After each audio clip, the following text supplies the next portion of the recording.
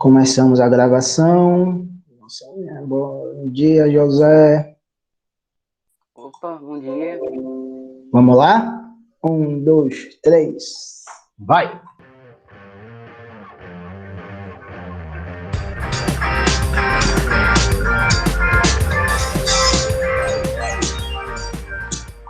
Olá, eu sou o Marcos Ramon e nesse vídeo eu vou falar eu vou falar sobre senso comum e conhecimento científico. A ideia A aqui ideia aqui é é apresentar a distinção entre essas duas coisas, mostrar que o senso comum não é necessariamente uma coisa ruim, mas mostrar também que o conhecimento científico tem características muito peculiares que fazem com que a Todo mundo está ciência escutando seja, duas de vezes? fato, algo confiável, alguma alguma coisa que a coisa gente que a deva gente... levar em consideração. Ô, professor, tá Talvez dando uma coisa eco. que seja entender elementos que se relacionam com o senso comum.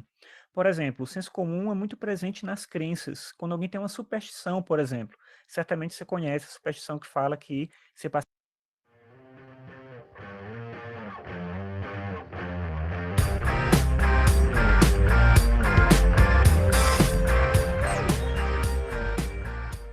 Olá, eu sou o Marcos Ramon e nesse vídeo eu vou falar sobre senso comum e conhecimento científico. Deixa eu ver se dá para colocar a tela cheia.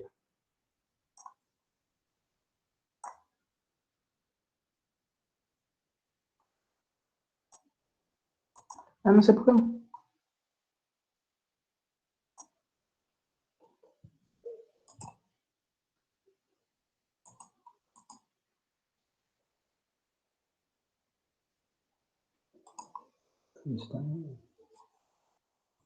Tá aparecendo?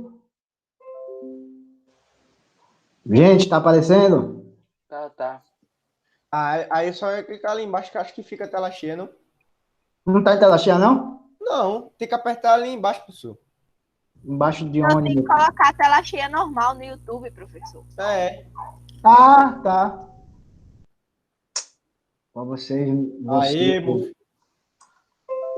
Foi, meu filho? Ah, agora, cadê? Agora foi. Aê, Jorge. Aí, tá ligado. Só dá gol. Pera aí, rapidinho. Deixa eu desligar o microfone.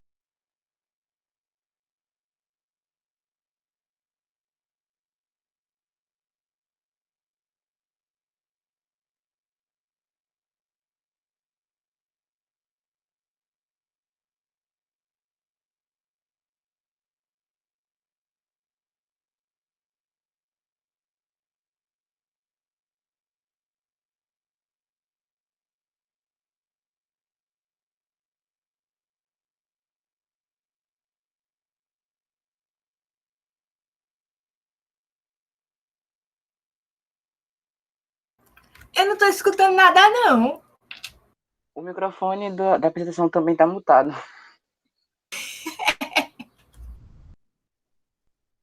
Professor, desmuta, professor, o microfone Pera dela. aí. Agora sim.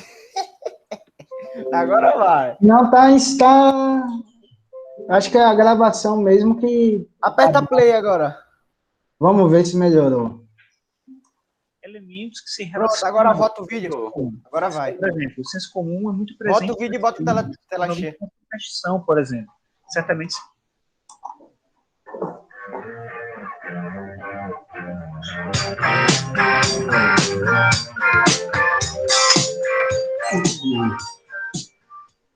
Olá, eu sou o Marcos Ramon e nesse vídeo eu vou falar sobre senso comum e conhecimento científico.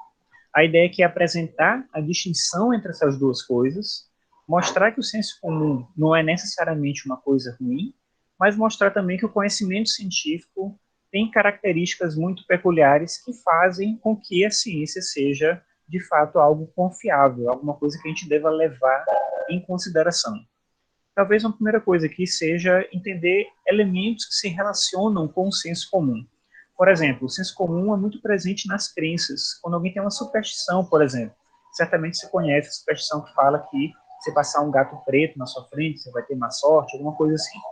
O senso comum também ele não é crítico. Muitas coisas que a gente vê, que a gente lê na internet, acabam levando a gente para uma impressão errada sobre aquilo que a gente deveria entender em relação ao assunto, e isso é uma marca também do senso comum.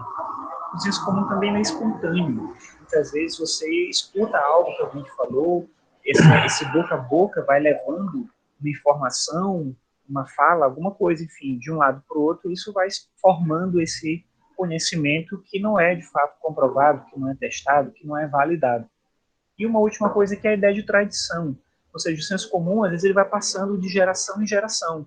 Não só nessa coisa do boca a boca, mas também, às vezes, em textos, em documentos. O senso comum, ele acaba tendo uma presença muito forte na vida das pessoas, que elas acreditam nele porque, enfim, às vezes ele vem de muito tempo, muita gente já falou sobre aquilo, ou defende aquela ideia, então essa é uma marca também importante. Por outro lado, a gente não pode dizer que senso comum é uma coisa necessariamente ruim. Por exemplo, quando uma pessoa vai cozinhar, é bem provável que ela esteja ali usando o senso comum. Ela aprendeu fazendo, ela não entende a ciência por trás da culinária. Algumas pessoas entendem, claro, mas não necessariamente você precisa entender para poder saber cozinhar. Você faz isso aprendendo pelo cotidiano, aprendeu vendo com alguém, aprendeu, enfim, no dia a dia. Isso é um senso comum, é uma marca, um exemplo de como o senso comum pode ser algo também positivo. Por outro lado, a ciência, ela trabalha com dados, ela trabalha com um elemento quantitativo, ela trabalha com método. Apesar dessa imagem que eu estou utilizando aqui, ela ser bem genérica e não ser muito interessante, porque faz a gente acreditar que ciência é só aquilo que está dentro do laboratório e a pessoa fazendo com jaleco, né, fazendo um tipo de experimento. Ciência, claro que não é só isso. Ciências humanas, por exemplo, trabalham com outra estrutura. Mas acho que essa imagem deixa um pouco claro sobre essa distinção de que a ciência, ela tem esse aspecto do método, tem um aspecto quantitativo, mensurável, minimamente mensurável, para poder tentar entender como as coisas funcionam.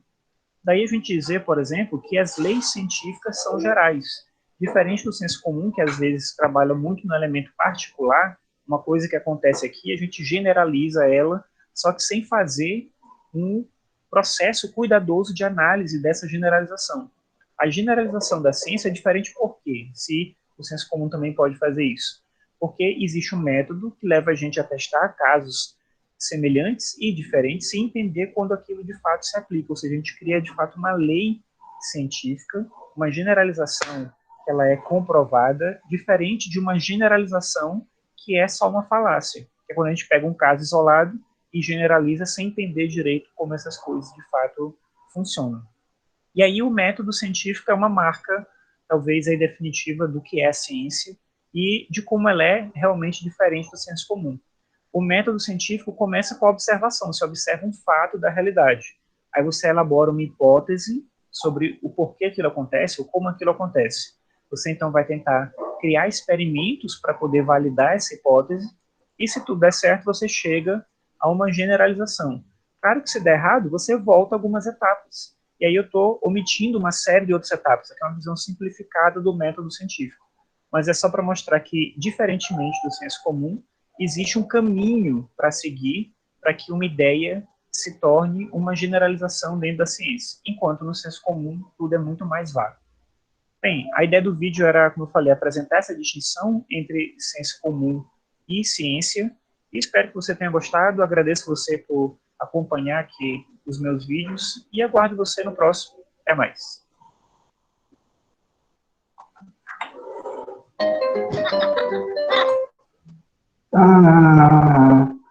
Pronto, né, gente?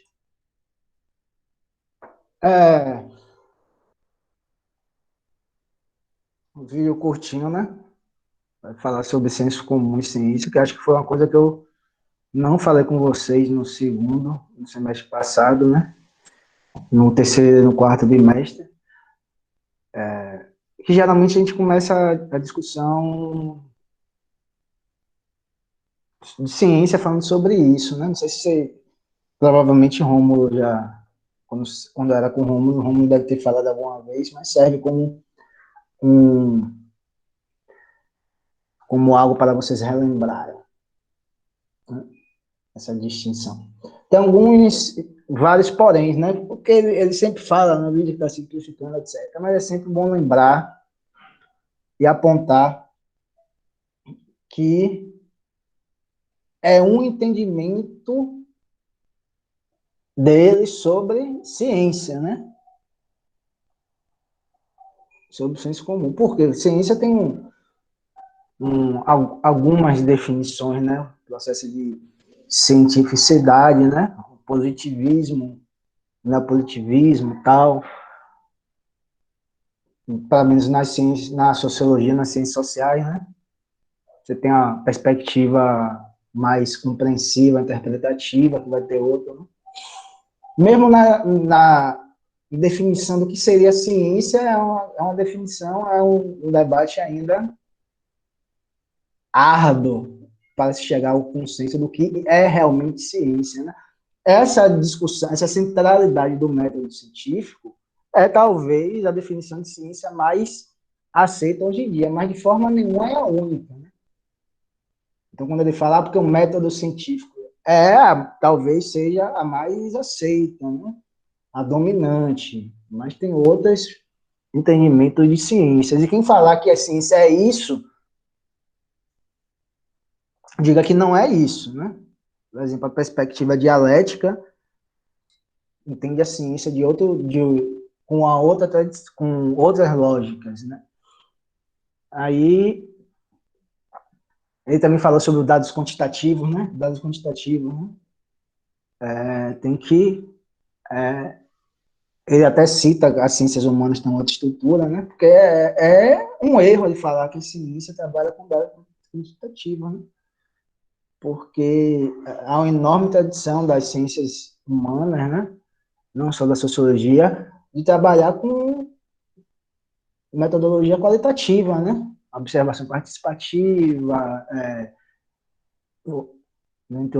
dentre outros métodos, que agora eu não me recordo o nome dele, mas, por exemplo, a tradição weberiana, né, que a gente viu alguma coisa de Weber, a tradição de weberiana é basicamente calcada no método qualitativo, né, interpretativo da ação, né, de compreensão da ação.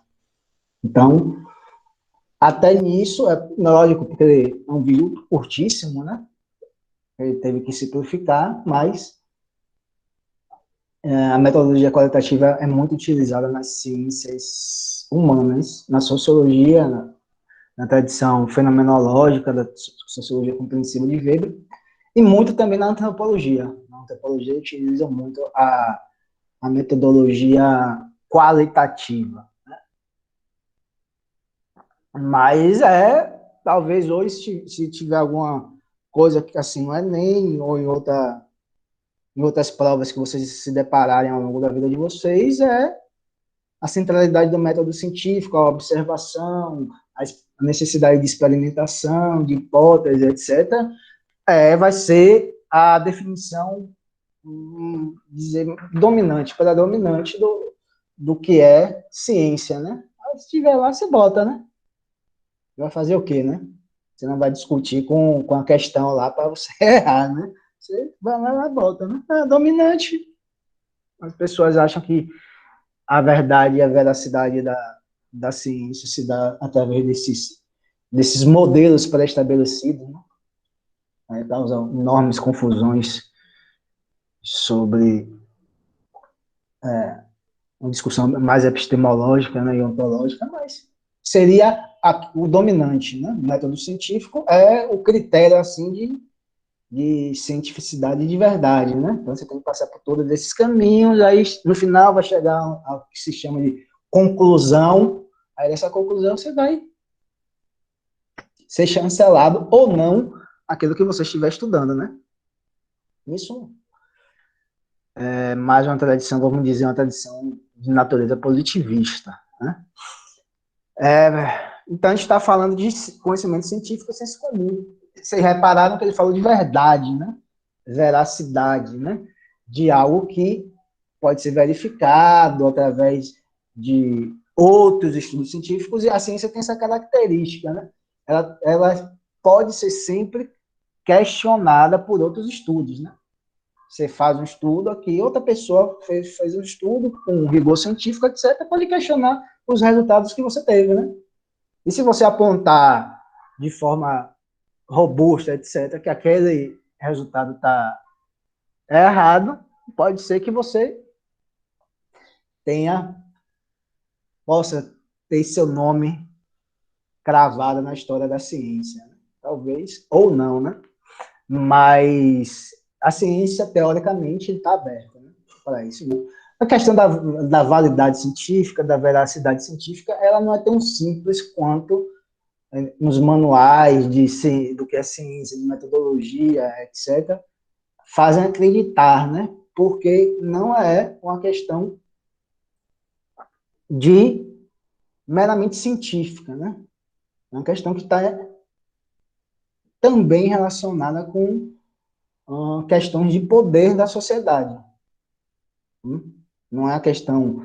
A ciência, ela não está apartada, porque algumas pessoas, por exemplo, esse vídeo fala de veracidade e etc., mas a ciência ela não está fora da sociedade, né? Ela não está fora dos conflitos de classe, de outros conflitos sociais e tal. Então, não é questão só de verdade e falsidade, né?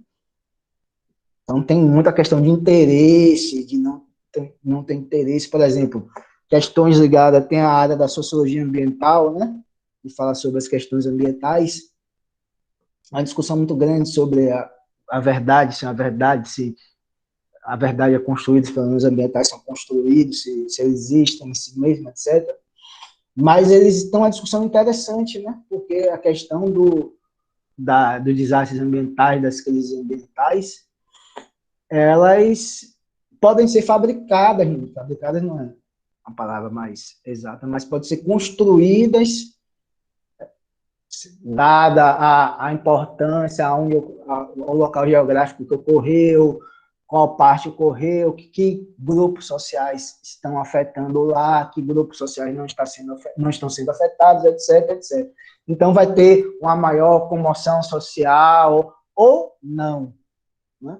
Então, a verdade está mais ligada, tem outras determinantes que fazem com que um determinado estudo científico seja verdadeiro ou não.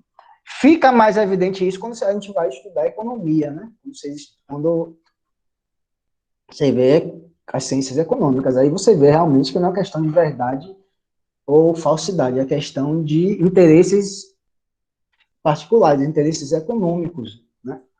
Você tem robustos estudos acerca do processo de negativo de austeridade fiscal, né? Que está sendo implementado aqui no Brasil agora. Todas as experiências históricas teve como consequência algo negativo, como um empobrecimento, etc. E, obviamente, o empobrecimento da maioria da população e o enriquecimento de uma minoria. Há inúmeros estudos empíricos provando isso. Há uma mudança de postura, por exemplo, do FMI sobre a austeridade fiscal. E, no entanto, hoje no Brasil é vendido como única saída possível para a crise do Brasil, que é um problema solúvel, etc. e tal, que o Estado está quebrado, que vai acontecer isso, que se gasta demais, etc., que não se pode gastar, tal. Então, o que isso significa, gente? Que a ciência também ela é permeada pelos conflitos que ocorrem fora das universidades.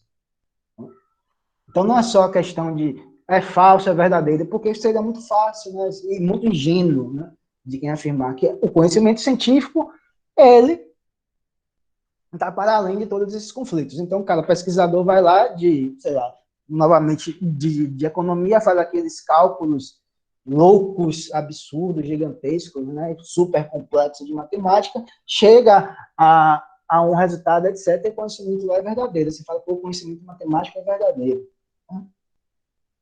Quem vai dizer que defende algum interesse? Mas quais são as premissas, quais são os pressupostos, baseado em que teoria, baseado em que visão de mundo, etc, etc. Então, a ciência também não é, isso eu estou falando, obviamente, há gradações, né? Lógico que, por exemplo, as ciências físicas, a engenharia, as ciências biológicas, etc., tem alguma diferença para as ciências humanas, tá?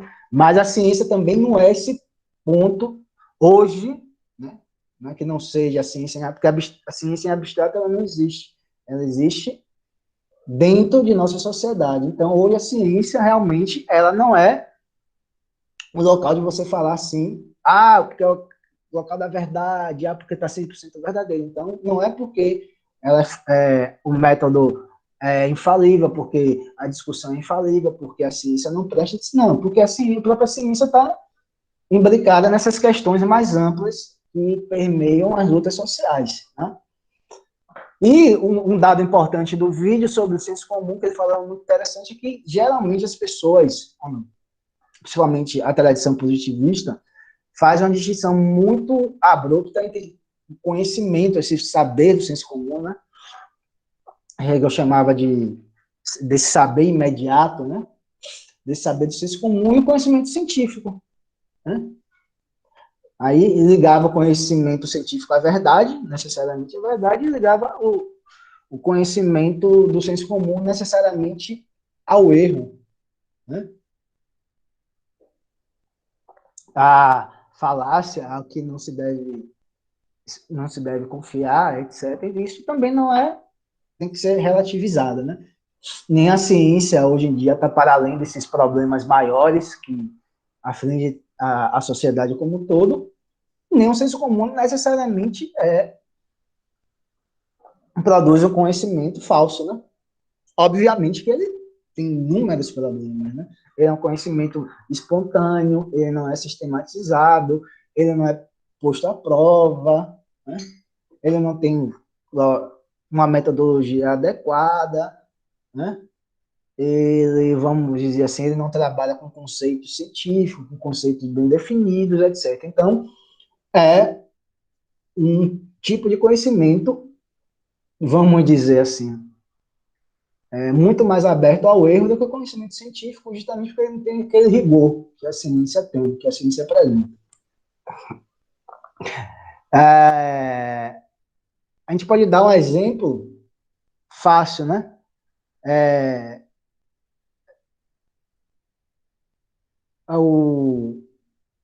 Por exemplo, o maracujá, ele tem algumas propriedades, etc., de que ajuda no sono e tal.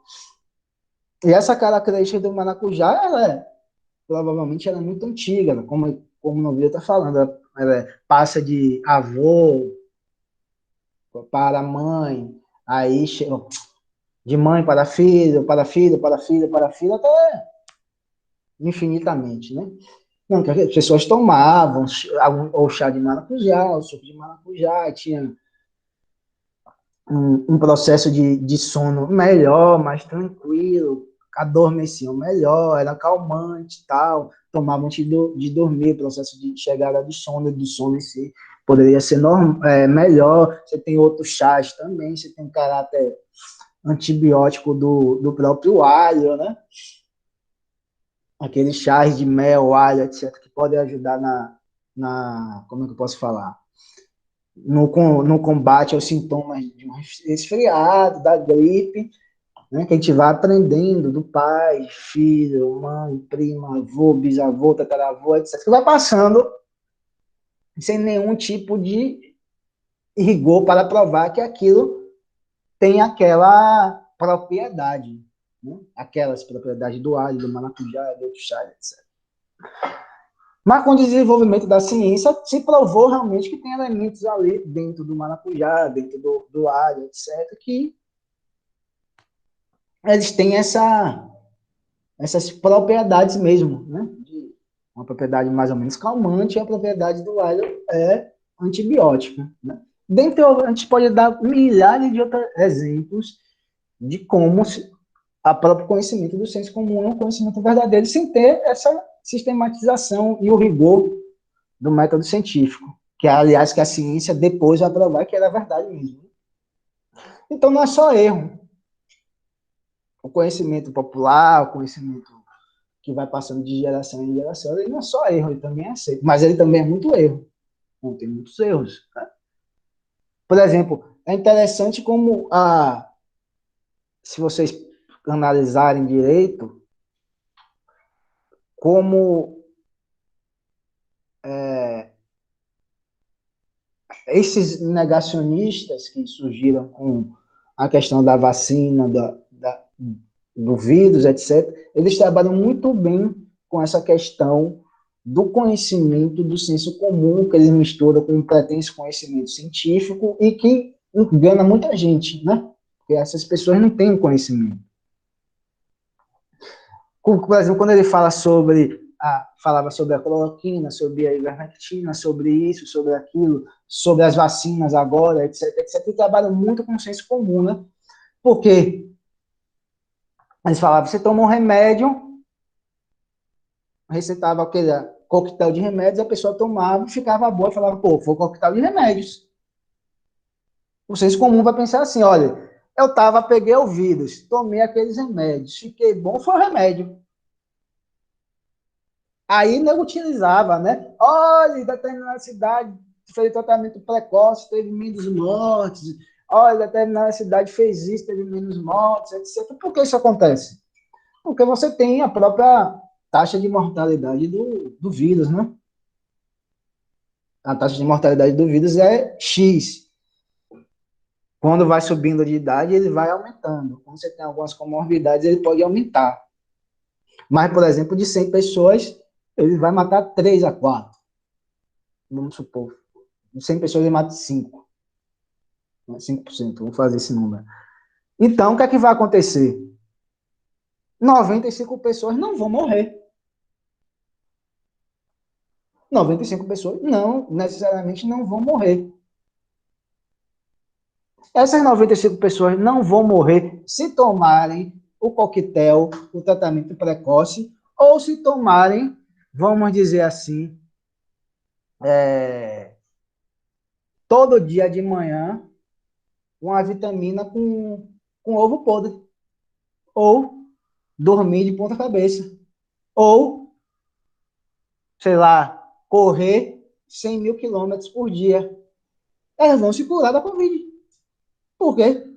Porque a taxa de mortalidade é tanto.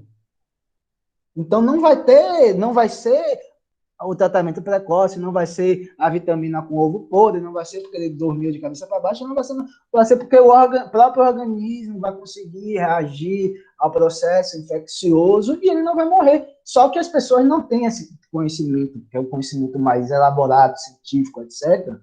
E a mídia bolsonarista deita e rola. Aí vai trabalhar com senso comum, vai trabalhar, vai misturar senso comum com algum conhecimento científico, vai fazer, e a pessoa que está lá, que está recebendo no WhatsApp essas mensagens, não vai saber nem para onde olhar. Outra questão é a questão da vacina. Pô, o cara se vacinou e pegou o Covid, que foi o João Dória agora, né? Sim, porque não tem nenhuma vacina ainda com 100%, né, de cobertura. Então, as vacinas que tem agora, as melhores têm 90 e poucos por cento, então há a possibilidade de sempre de se pegar, mesmo se tomar 2 doses, etc. Né? Só que ele vai evitar os casos médios e mais graves, né? Vai ter um nível mais alto, que para mim, realmente, é algo que me interessa muito, não desenvolver, se eu pegar, não desenvolver o caso mais grave, né, de eu precisar ficar internado, entubado, etc, etc. Só que eles vão trabalhar sempre com isso do senso comum, falar, pô, tomou a vacina e pegou. Por quê? O senso comum não sabe, não é que não saiba, né? É difícil para o senso comum ter essa noção de como funciona isso. Por quê? Eles vão trabalhar muito com esse conhecimento imediato, com esse conhecimento que não é sistematizado, com esse conhecimento que a pessoa ouve aquilo e por uma crença, né? Por uma crença e por compartilhar determinada visão de mundo com quem está difundindo aquela notícia, ela acredita. É mais uma questão de identificação do que uma questão de conhecimento, de achar que é verdade, não. Identificação nesse sentido.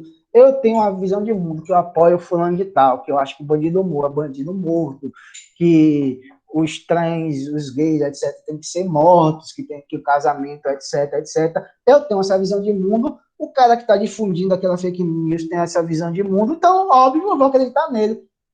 Mas no sentido de uma crença mesmo. Então, o senso comum tem também essa questão da crença, de a pessoa acreditar no outro, porque tem um compartilhamento de visão de mundo, sem necessidade de quê? De comprovação. Sem a necessidade de comprovação. O cara está falando, eu vou acreditar. Né? Eu vou contar um exemplo. Eu tive aí na terra de vocês. Eu não sei se tem alguém de Guarabira aí. Tem alguém? Não tem ninguém de Guarabira na turma? Rapaz, eu fui em Guarabira. Professor, Quem é? Você, Gorete? eu sou de Guarabira. Eu Ah, também, professor. Thaís e Gorete, né? Eu tive aí em Guarabira, mas não contei nem com Maria, nem com Thaís, nem com ninguém de lá. Aí eu fui me vacinar, né? Aí eu fiquei hospedado lá com Ô, os meus professor, o senhor amigos. veio da Bahia para se vacinar aqui. Foi. Tá, Eu ia perguntar a mesma coisa. O senhor fez esse rolê todinho. É porque só podia vacinar no local de trabalho, então, quando chegasse a idade, né? Aí é fogo, viu? Aí eu não quero. Ainda tá em 40 e. Tá em 43 ou 42 aqui. Aí ia demorar. Talvez em agosto. Eu falei, vou adiantar meu lado para estar um pouco protegido. Aí eu fui lá, né? Fiquei hospedado na casa de Luizmar e família. Muito bem recebido lá. Grande, O senhor filosofou lá com ele? muito. Conversamos muito. Gente, Foi boa, meu amigo. gente muito boa ali, a família também, né? O filho dele na figura. Aí a gente foi lá, né? Aí teve que viajar, né? Aí eu fui lá tomar vacina, né? Tomar vacina. Ele tava vazio. Aí eu tô sentado lá, esperando, né? Tem espaço ali, tava esperando, tava ali sentado. Aí tava um coroa mesmo. Eu tenho certeza mais de 70 anos, 80 anos. Um outro no meio, também coroa, mas sei lá, uns 50, 60 anos, e o mais jovem, né? Uns 20 e pouco. E aí eu tô lá, né? Você sabe, né? Que você ouve o outro conversar, né? Aí você vai dizer que eu sou fofoqueiro, né? Mas não dá para não ouvir conversa do lado, né? Aí eu tá. Não venha dizer que eu sou fofoqueiro, não. Mas só para Normal. você terem ideia como é essa questão. Aí eu tô lá, os caras falando de Bolsonaro, disso, daquilo, falando, porque a questão da vacina, matou um monte de gente porque atrasou a vacina, foi por causa do STF. Eu falei, meu Deus do céu, que raios que o STF tem a ver com a questão da vacina, o cara botar. Aí eu falei, não, senhor, pelo amor de Deus, né? Aí eu tive que interromper. Não, isso daí não. Eu vou sempre me meter. Eu tive que interromper. Eu falei, não, senhor, o que o STF tem a ver com a vacina? O STF, em tese, ele vai ser aquele guardião da Constituição, né? Ele vai falar sobre a constitucionalidade, etc., da maior carta do ordenamento jurídico brasileiro. Aí ele falou outras coisas lá, porque o preço da gasolina do diesel por causa do ICMS e tal. Falei, poxa, no governo de Dilma e de Lula, o ICMS era, não me lembro que era muito menor, muito maior, se houve algum tipo de variação muito grande para explicar essa variação no preço de 4, 5 anos para cá. Como é que pode um negócio desse? O senhor pode me explicar? Ou seja, os caras se retaram e saíram de perto, né? Certo. Qual o sentido disso? Eles ouvem a discussão e essa construção é interessante porque essa construção das fake news, por exemplo, se você pegar o Olavo de Carvalho, etc., é uma mistura de senso comum mais absurdo com algumas pitadas que fazem até sentido do ponto de vista científico. Por isso que é complicado. Pessoas... não é tão simples de você combater essa fake news, né? Questão de você falar mentira, etc., porque tem um determinado grau de elaboração, né? Não é 100% maluquice, popular. Não é 100% maluquice você falar isso. Lógico que tem algumas coisas que são doideira, né? Mas algumas não são 100% maluquice, né? Não são 100% maluquice. Então você tem que ter todo um discurso mais bem elaborado, argumentativo, mais lógico, que esse discurso mais elaborado, argumentativo, científico, mais lógico, vai ter dificuldade de chegar naquela pessoa que acreditou em fake news. Aí você tem um duplo trabalho, né? Ou seja, o que é que se passou na rede bolsonarista? Que o STF, na decisão lá de 2020, na qual ele falou, olha, presidente, você não tem autoridade para se meter no popular, se meter nas decisões sanitárias dos estados e dos municípios. Mas o presidente da República ainda tem obrigações legais de construir políticas públicas em sua totalidade, não só sanitárias, da área da saúde, políticas públicas para combater essa pandemia. Aí, o que é que eles pegaram? Os caras faziam aquilo. O STF não deixou o presidente agir. Não deixou o presidente agir, não. Não deixou que o presidente passasse por cima da autoridade dos governadores e dos prefeitos. Ele, mais ou menos isso. O STF fala o seguinte: os governadores e prefeitos têm autonomia de decretar distanciamento social, etc, etc, uso da máscara e tal. Mas o presidente tem ainda, a presidência da República tem ainda obrigações. Tem um nome lá, um termo lá do direito que eu me esqueço, né? Eu esqueci como é o nome do termo do direito, né? Que é uma independência, vamos dizer assim, uma autonomia relativa, né? Eles têm autonomia, mas também eles têm obrigações. Né? Aí, os caras falaram o seguinte, pegaram essa decisão, né? Aí eles pegam essa decisão, só que eles vão transformar em direção à questão dos interesses deles. Ele fala, foi uma decisão do STF que deu determinada autonomia aos estados e municípios. Deu. Impediu a ação do presidente em determinado sentido. Impediu. Aí os caras falam, porque impediu o presidente de agir. Aí a crise econômica, o cara disse, não, gente. Ele foi econômica foi porque ele não quis nem salvar, ele não salvou nem... Aliás, ele salvou a economia, gente. Essa questão, ele e Paulo Guedes estão falando a verdade. Ele salvou a economia dos mais ricos, né? Os mais ricos ficaram mais ricos e os mais pobres. Então, aliás, aquela coisa, né? Pela metade, né? Ele fala, salvou a economia. Salvou, né? Para que ele foi eleito de banqueiro, de grande empresário, do mercado financeiro. Ele salvou a pele deles lá. Mas nossa, ele não salvou, não. Nossa, a gente está lascado cada vez mais. Aí ele falou sobre a questão do ICMS.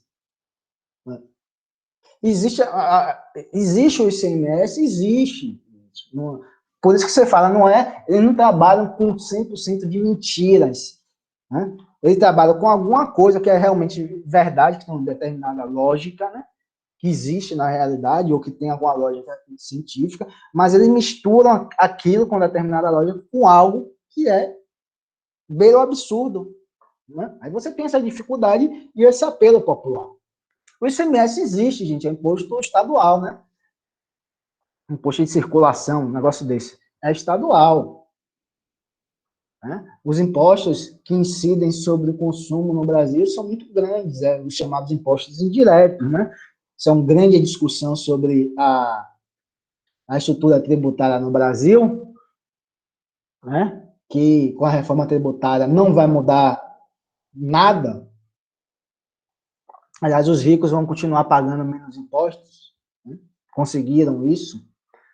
Já não pagavam, vai diminuir, né? É só uma revolução, gente. Não tem pão de correr, só tem que ser uma revolução. Thaís, a lógica do mundo capitalista é isso. Não, no Brasil é pior, mas no mundo todo é assim.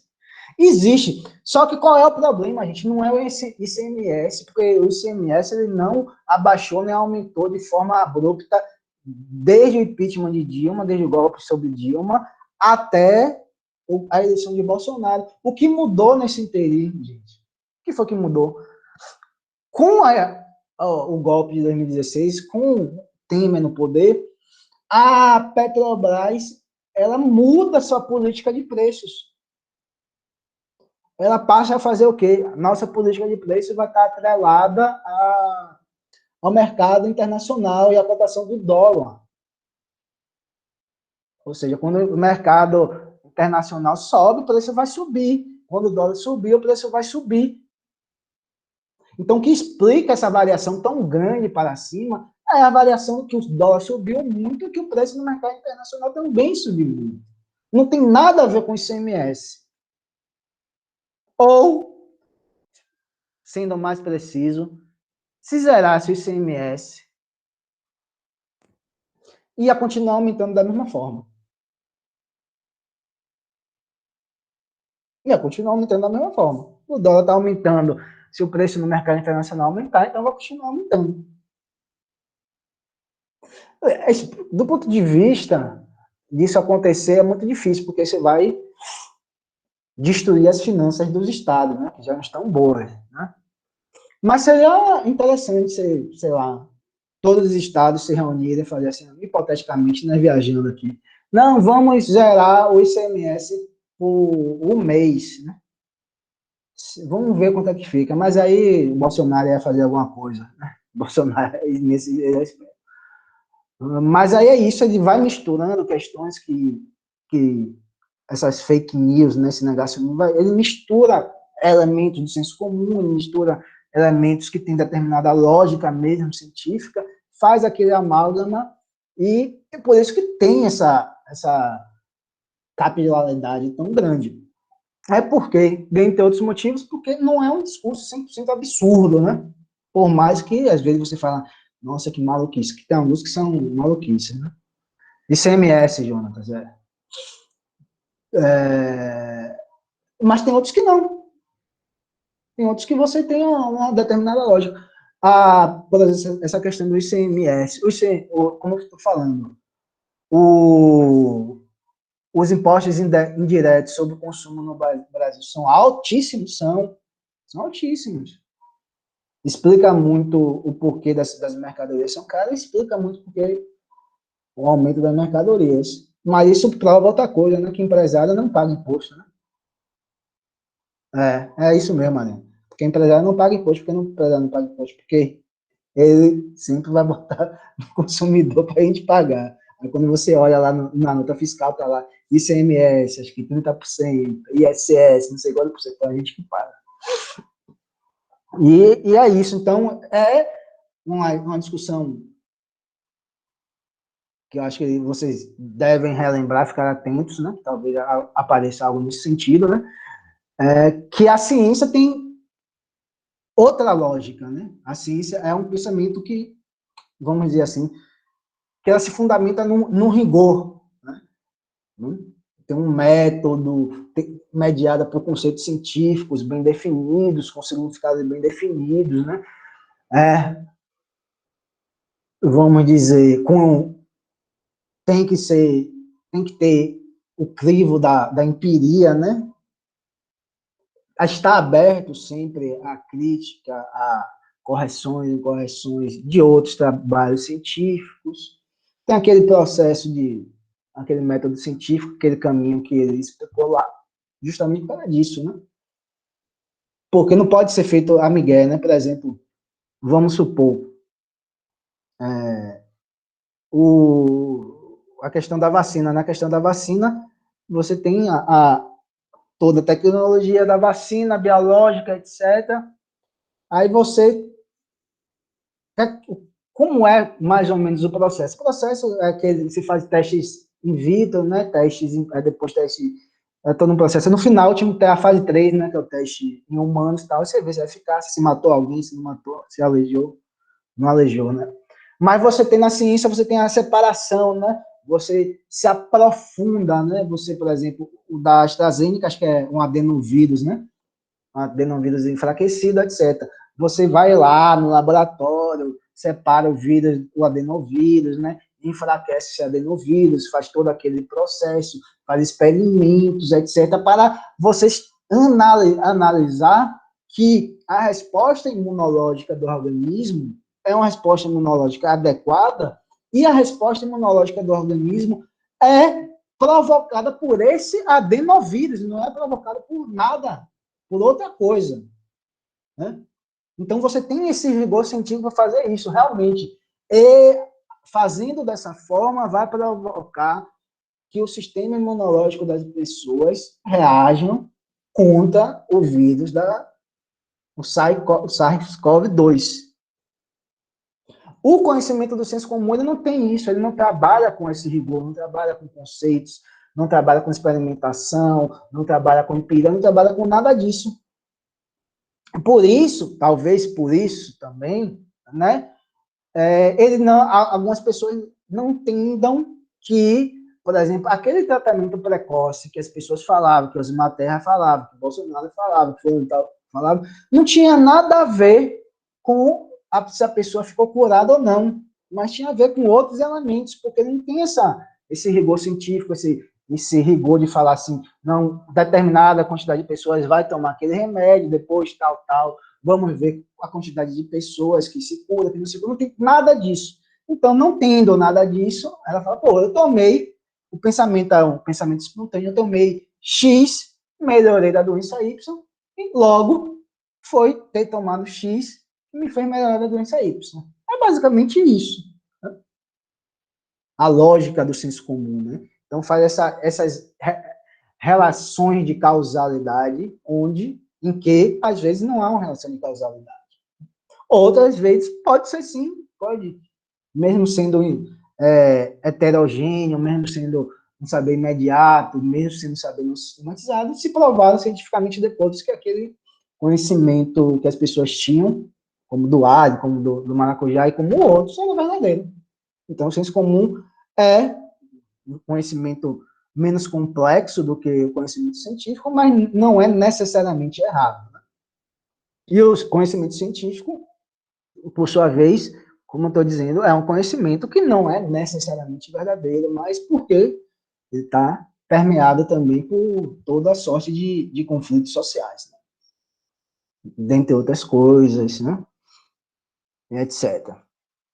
Então, não é uma questão tão simples como a tradição positivista de pensamento nos faz crer, né, de separar senso comum, pensamento científico, etc. Mas tem outras complicações, viu, gente? Tem outras complicações dessa discussão, né? Os pós-modernos fazem uma crítica a essa distinção, etc., mas não sei se não cabe explicar agora, não. Então é isso, gente. Eu só queria que vocês me lembrassem uma coisa. Eu falei com vocês sobre fazer algumas resolução de questões para o Enem. Eu falei com vocês na aula. Que eu me lembre, não.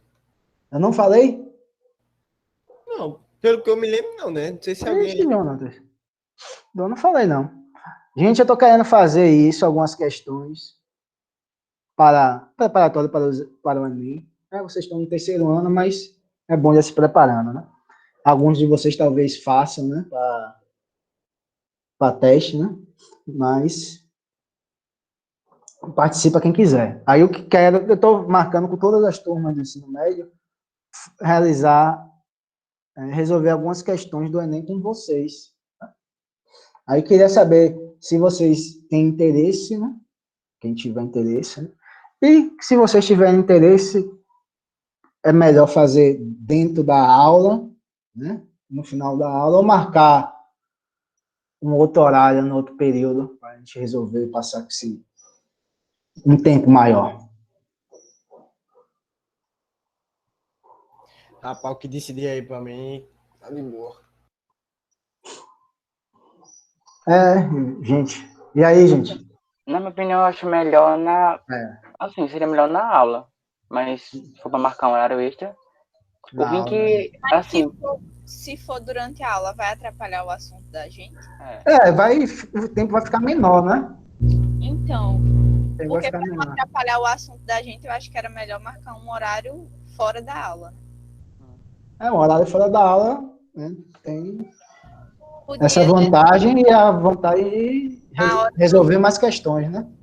na hora do núcleo, porque a gente podia resolver É. a questão e tipo, ir mais devagar. Uhum. Mas de tarde, João. O ideal seria de tarde mesmo. De tarde não, um horário bom para vocês. Né? Então, de tarde, que dia?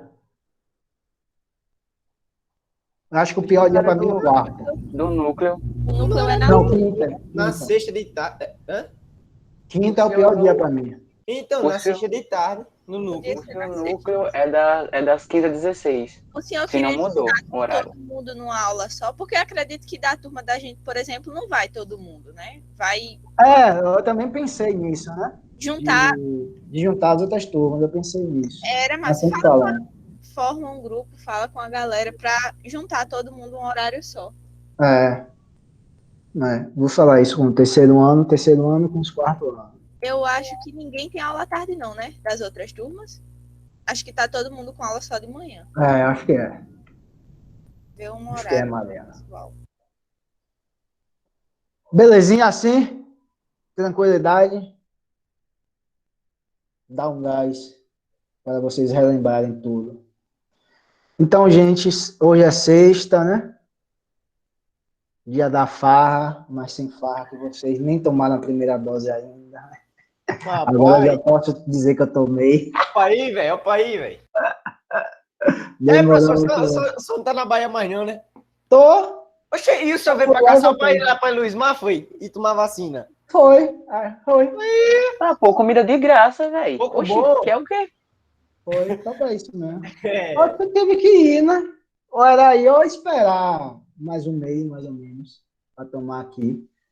Mas também, mano, tomar aqui vai ser por idade, vai estar cheio, não sei o que, não quero não. Aí eu falei, vou lá. Aí Você já tomou, Cal? Pelo menos sai de casa. daqui um mês o senhor volta para Não, 3 meses. 3 meses, 3 meses. Eu volto em outubro só. Aí o você senhor tá fica por aí e conseguindo. dá um rolê aí em Guarabira. Porque não é, demora muito para conhecer a cidade, não. Não é muito. Essa é a verdade, né, velho? Então, dizendo que a cidade não é muito grande. Eu fui lá em. Deu uma passada. Vai no Frei Damião, subi lá em Frei Damião. Mariana, deu já. Mas é mentira, Mariana. Um dia você conhece a cidade, não conhece a cidade toda? Um dia. Professor, mentira não é não, mas também, né? Em Angelo o senhor conhece em 10 minutos. Aí, Jonathan, opa aí, Jonathan, Opa aí, velho. 10 minutos. Você é em um dia, agora é um dia, então já é maior. Eu fui lá em Bananeira. Guarabira tem ponto turístico, tem o Frei Damião, você sabe de lá, ver Guarabira assim tudo. Aqui tem a aquela praça, meu né? filho. Pode vir. Tem alguém de Bananeiras aí? Não, né? Dá um pulo de parapente daqui do Frei Damião e tal. Não tenho coragem, não. Eu fui lá em Bananeira, Bananeiras é massa. Tem um mazinho massa. Bananeira Passeio do é muito Maria. bonito. Aqueles condomínios, aquelas casas parecendo aquelas casas para povo cheio de dinheiro, né? Bananeira é bonito. Tem uns condomínios lá, chiques. Né? Mas eu vou. E o clima lá é massa, né? Que é aquele clima mais fresco. É friozinho. Quando tempo do São João lá fica bem frio. Dizem que o São João lá é bem legal. E qual a outra cidade perto aí que faz um friozinho que falou? Não me lembro. Não me lembro. Areia. A areia. Areia. Mas a areia é mais distante do que Bananeira, né? Guarabira. Eu acho que é. A areia fica mais perto aqui da Lagoa Grande. Eu vou ver algum lugar aí para uma dessas cidades aí para morar. Aqui é tranquilo demais. Você mora onde, Jonas? Em Alagoa Grande. Alagoa Grande, né? Vamos ver. Professor, aqui tem uma rota cultural chamada Caminhos do Frio, mas não faz frio nenhum. No tempo. Aqui na época é Caminhos do Calor. Tem que pegar cidades tipo, vizinhas, tipo, aqui, aí tem areia, mas não faz frio não, só em areia mesmo que faz frio. Na areia perto, não sei se tem campos em areia. Acho que tem, Campos Novo. Tem. Sim, e a areia é muito distante ou não? Né?